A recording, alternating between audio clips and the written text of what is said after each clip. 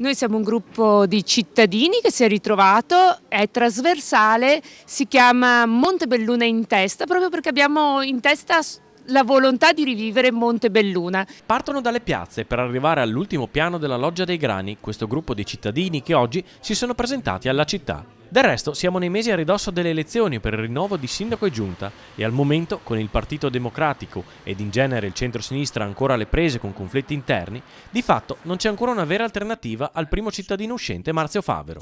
Così, partendo veramente da terra, quella rinnovata di vie e piazze cittadine, questo movimento con l'aspirazione di lista civica cerca di muovere i primi passi. E da qui incominciamo per un percorso che vuole essere proprio di vita, non solo della piazza di Montebelluna, ma anche di tutte le contrade di Montebelluna. E integrazione e ascolto delle periferie è già uno degli obiettivi di questo neonato movimento civico. Stiamo dalla parte di chi fa il bene di questa comunità.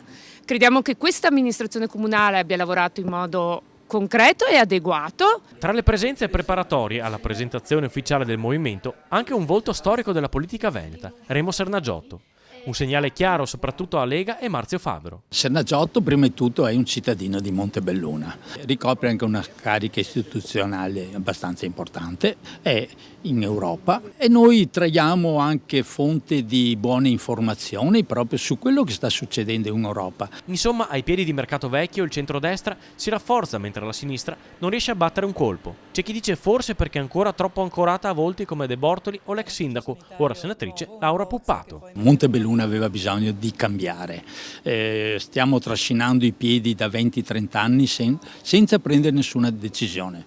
Guardate, io ero in consiglio comunale 30 anni fa e queste cose già se ne parlava allora, non sono mai state realizzate. Il sindaco Foresto, chiamiamolo così, ha avuto il coraggio di fare. Fare però non significa dare anche vita a quello che si è realizzato, bisogna continuare.